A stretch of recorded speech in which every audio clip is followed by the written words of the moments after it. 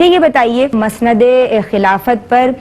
بڑے عدل اور انصاف کے ساتھ جلوہ گر بھی ہیں، ایک بہت قابل، ایک بہت طاقتور پڑھے لکھے مسلمان ہیں، لیکن جناب سادگی، عاجزی، انکساری، یہ اوصاف بھی تو آپ کی طبیعت میں ہمیں نمایاں طور پہ نظر آ رہے ہیں۔ ایٹ دا سیم ٹائم بہت ساری جہتوں کو اپنے اندر رکھنا کہ ہر جہت اپنی جو حیت ہے اس کو برقرار رکھے، یہ آسان بات تو نہیں ہے، کیا کہیے گا؟ میں اس کے حوالے سے قصص بیان کروں گی جو کیونکہ وہ زیادہ ایک ریلیٹ کر سکتے ہیں ہم لوگ اس طریقے سے۔ زبیر بن العوام جو ہیں وہ ایک بار دیکھتے ہیں کہ عمر بن الخطاب اپنے کندھے کے اوپر پانی کا جو ہے وہ ایک مشک اٹھائے ہوئے اور وہ جا رہے ہیں اور وہ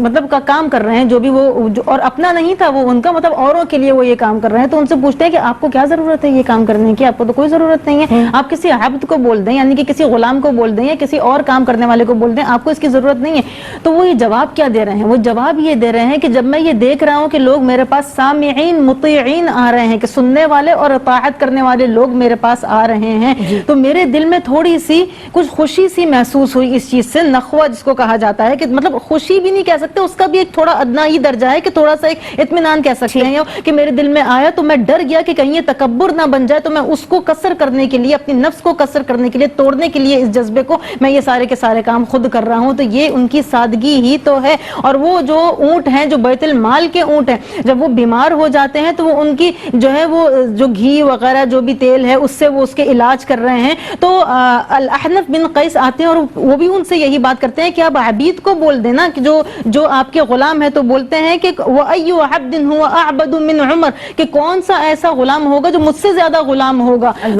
والاحنف ان کو بھی شامل کر لیتے ہیں اس میں، کہ میں بھی ہوں، آپ بھی آ جاؤ میرے ساتھ میں اس چیز کو، اس کام کو ہم مل کے سر انجام دیتے ہیں۔ تو یہ ان کی سادگی ہی تو ہے۔ جب وہ ایک باغ کے پاس سے گزر رہے ہیں تو سنان ایک چھوٹے سے جو ہے وہ بچے ہیں، وہ کھجور چن رہے ہیں،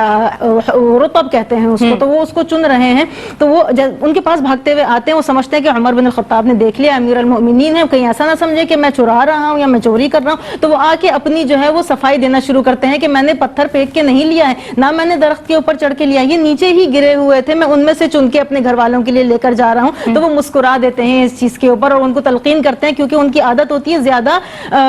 قسم کھانے کی، واللہ واللہ، جو چھوٹے بچے ہیں تو ان کو تلقین کرتے ہیں کہ ایسا نہیں کرو، یہ چیز صحیح نہیں ہے۔ تو پھر وہ باتوں بات ان کے ساتھ پھر چلتے ہوئے جا رہے ہیں، ان کو گھر لے کر جا رہے ہیں کہ یہ گھر بھی پہنچ جائیں صحیح طریقے سے، اور اس راستے میں ان کو باتیں سکھاتے جا رہے ہیں، تم اس کی تقسیم کس طرح سے کرو گے، وہ بتا رہے ہیں کہ میں اس کی تقسیم اس طرح، یعنی بچوں کے ساتھ میں تعلق، یہ سب کچھ سادگی کا ہی حصہ ہے، ان کی دل کی صفائی صفا کا ہی حصہ ہے یہ، کہ وہ بچوں کے ساتھ ان کا تعلق کس طریقے سے ہے، اور وہ پورے راستے تک ان کو وہ کر رہے ہیں۔ پھر باتوں باتوں میں ان کو جب پتہ چلتا ہے کہ ان کے جو والد ہیں وہ عراق کی جنگ میں موجود ہیں، تو پھر ان کے لیے الگ سے جو ہے وہ ایک مال مخصوص کرتے ہیں اور وہ ان کے لیے اس طریقے سے کرتے ہیں۔ ایک جملے میں پیغام کیا آتا ہو بتائیے؟ جب ہم فضائل بیان کرتے ہیں، خصائص بیان کرتے ہیں، تو حضرت عمر رضی اللہ تعالیٰ عنہ کے اس پہلو پر جو آپ کی زندگی کا ایک بہت بڑا باب ہے، اس کو فالو کرتے ہوئے علم دین کے قریب ہو جائیں۔ جتنا ہم علم دین کے قریب ہوں گے تو ظاہر ہے کہ ہمیں اپنے اکابرین کی زندگی کو فالو کرنے کا بھی موقع ملے گا۔ آپ کا پیغام؟ میں اس میں ایک چیز میری رہ گئی ہے کہنا، کہ جب وہ سفیر روم سے آتا ہے اور وہی بولتا ہے حکمتا